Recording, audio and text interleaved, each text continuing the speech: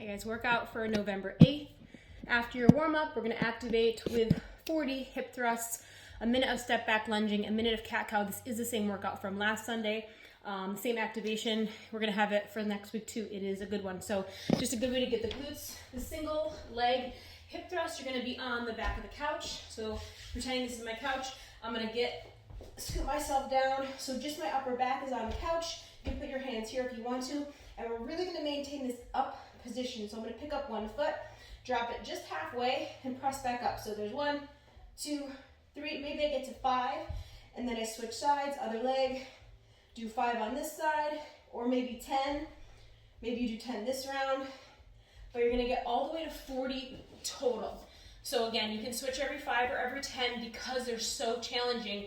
Remember, you don't have to go down. You only have to go down an inch, maybe 5 inches. It's really that up portion that you're trying to maintain, so that fully open hip. And then you're going to go for 1 minute of step back lunges. So I'm going to step back, making sure I step back wide.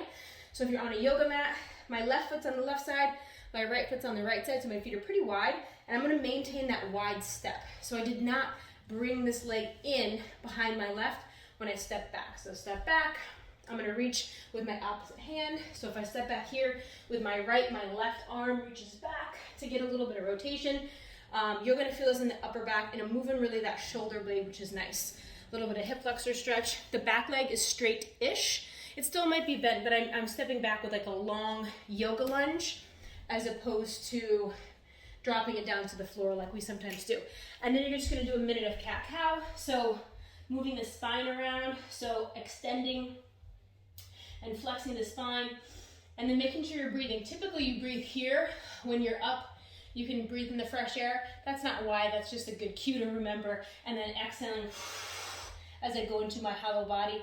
You can focus on your tail and that movement, and that would be the driving force for your spine moving. You can also think, here's pretty easy. If you can actually go into a full hollow body there and engage your belly, it's really easy because the spine is already moving. You're not pulling it up against gravity, and you're kind of imprinting how to actually get these two things to become a little bit closer, because it is really hard. I can flex really well, except for when I'm down trying to do a hollow body rock, it's harder. Okay, so that's your activation, just those 3 things. And then the workout's gonna be a 20-minute AMRAP. The first one is side lunging. I got 30 seconds max, but if you can hold this for longer, like if a minute is what's challenging to you, and you don't have the weight to make it more challenging, then I would make the time more challenging. So I have a weight. I'm gonna put it either up here in side plank and just hold this. You also have the option of putting it on your hips here. Both ways are adding some weight. Maybe the shoulder needs some extra stability, and so you're gonna hold it here. So I want you to choose before you get into it where you're gonna hold it, try to get to 30 seconds, and then do it on the other side. Your bottom arm can be on the forearm, that's fine. Your bottom knee, you can be on the knee, but you're trying to go for a weighted side plank for, again, at least 30 seconds. If you have heavier weights, add that. If you don't, add time. If you get to 30 seconds and you're like, oh, that wasn't that bad, I want you to add the time and just make sure it matches the other side. So whatever you do, 45 seconds, do 45 seconds on the other side, and then you have an L crunch. So I'm just gonna be on the floor with my feet straight up, nothing fancy, and I'm reaching for my feet and then going all the way back down. So it's really just that top crunch. If you get bored and you wanna do like alternating, you can. If you don't wanna go back down, so right now I'm just going left and right, and I'm not going back down, that I think is harder, but we're gonna keep our feet straight up for this one and just do 50 of those. So I'm reaching 50 times. So that means if I alternate left and right, that counts as 2. So every time you touch, so 1, 2, 3, 4, however you want to mix that up, okay?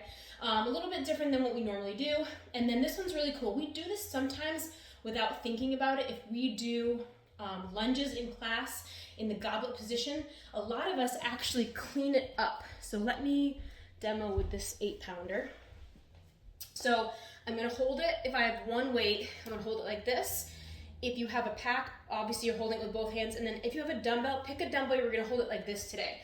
So if I was doing like a goblet and I had my kettlebell and I was gonna go into a lunge, usually some people like already start going into their lunges, right? In that clean position. So we're gonna kind of use that today in practice. We're gonna do 40 total. So I want you to either stay on one side for 20, or you can alternate every 10. So I do want you to stay on one side just for coordination wise.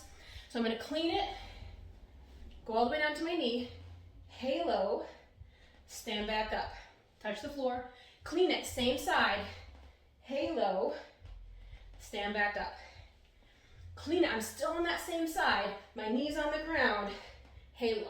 That halo, some people go like way back here if their shoulders are really mobile. Any circle, so whether it's haloing around your head or whether it's orbiting around your head is up to you. You're gonna feel your legs on this one more than your arms. It's just that moment of letting your knee drop and then coming back up. So I'm gonna demo on the other side. So hips are low, I'm gonna clean it. As I'm in that lunge, my knee is touching the floor and resting, going around, coming back up. Clean it, coming back up. So what you might wanna do, and I don't think I did this, but what you might wanna do is as you're stepping back, whatever knee is forward, that's the side you go to your halo. So if I'm on this side, I'm gonna halo this way first. If I was on the other leg, I would halo to the left, just to make sure they're even. Whew, okay, so that's kind of a new move. Let me just demo it one more time. So clean, I'm almost getting into my lunge as I'm cleaning, and then I'll halo to the right because my right knee is forward, step up, reset the weight, clean it. There you go.